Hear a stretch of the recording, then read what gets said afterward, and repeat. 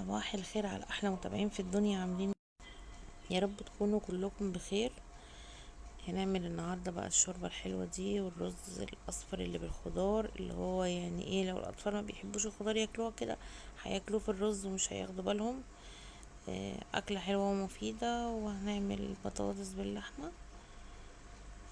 اكله كلها مش هتاخد نص ساعه معانا. يلا بقى نسمي الله، ونلايك وشير للفيديو وسبسكرايب، واللي ما فعلش الجرس يفعله عشان يوصلكوا كل جديد مني. بحبكم واهلا وسهلا باي حد جديد في قناتي.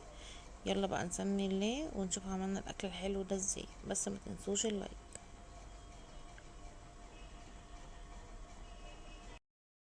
اول كده حاجه معايا سلقت اللحمه وحطيت لها طماطم وبصل زي ما انتوا شايفين. هحط معاها ورقتين ماجي، بصل وتوم باودر وفصين حبهان وفلفل اسود وبهارات وشويه بابريكا.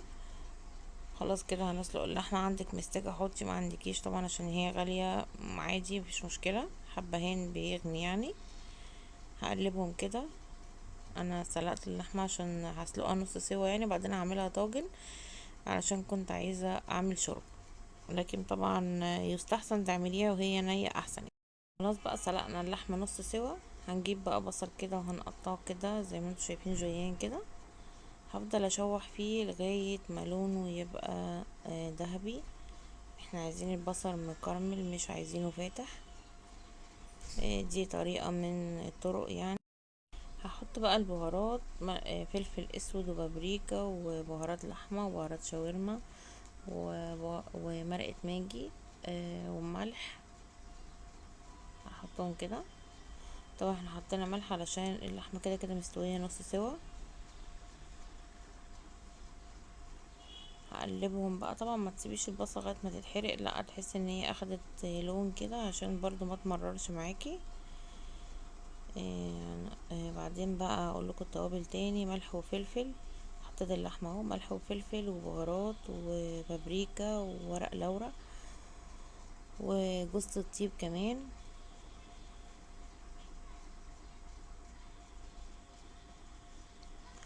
وحطينا شويه بابريكا.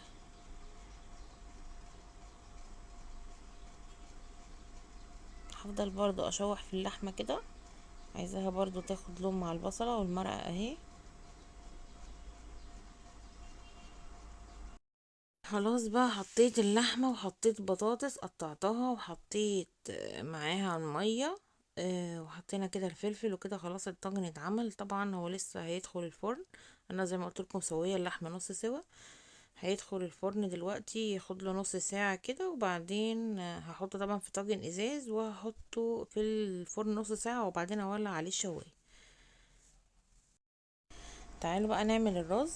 حطيت سمنة وحطيت معلقة زيت كده. حطيت البسلة والجزر، ده مستكة طبعا يعني، لو ما عندكيش خلاص.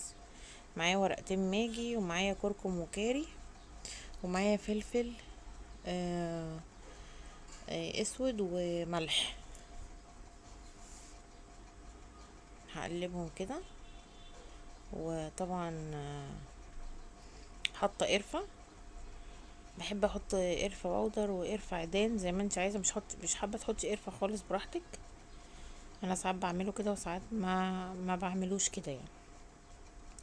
هشوحهم بقى معاه كده.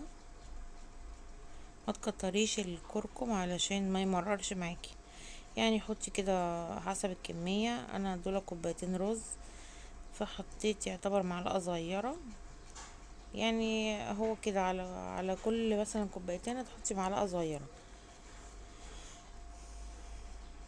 طبعا لو عايزة تحطي تاني حطي بس. بس كده خلاص. فضلت اشوح فيه لما حسيت ان الرز اخد من لون الحاجات كلها اللي احنا حطيناها. شايفين لونه كان عامل ازاي قبل ما احط الميه. بس خلاص كده الرز اتعمل، ونظبط الملح بتاعه زي الرز العادي. بس طبعا التشويحه دي بتدي لون طبعا وتفرق جدا في الطعم. زي ما قلت لكم مش عايزين تحطوا قرفه براحتكم. هغطيه بقى كده تعالوا بقى نعمل الشوربه. هحمر لسان عصفور كده في معلقه سمنه. الشوربة يا جماعة، اولا عشان لسان عصفور او الشعرية ما تتمسكش معاكي، دي حطيت مستكة، فص مستكة. لازم تحمري اللسان عصفور او الشعرية كويس، وتحطي لهم طماطم او صلصة. لو ما حمرتهمش كويس، اولا لون الشوربة مش هيبقى حلو ولا الطعم، وتاني حاجة هتلاقي لسان عصفور عجن ومسك معاكي. التحميرة دي حاجة مهمة جدا وسر نجاح الشوربة وطعمها. حط بقى المرقة كده، صفيها. طبعا لو يستحسن ان تحطي طماطم احسن من الصلصة كمان.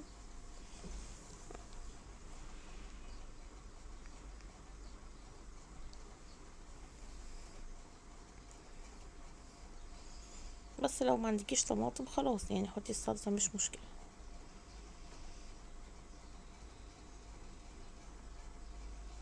طبعا حسب اللسان عصفور بتاعك، لو انت جايباه يعني الحاجات اللي هي يعني بدون ذكر شركات تستوي بسرعة، خدي بالك عشان ما يعجنش منك. لو بتستخدمي حاجات تانية يبقى سيبيه يغلي براحته، وكتري الشوربة عشان هيشرب كده كده اللسان عصفور شوية مرقة يعني. طبعا الطماطم بتديله كمان لون احلى من كده بكتير. خلاص كده الطاجن في الفرن والرز بيستوي، وكده خلاص يبقى احنا عملنا الاكل. ما اخدش حاجة معانا، ما اخدش ساعة يدوق عشان اللحمة بس، تسوية اللحمة، والموضوع كله كان اتعمل على النار مع بعض. يعني لو انتي مستعجلة ولا حاجة وجالك ضيف فجأة، ممكن تعملي الاكلة دي حلوة اوي. خلاص الاكل خلص اهو، ما اخدش معانا وقت. الشوربة حلوة.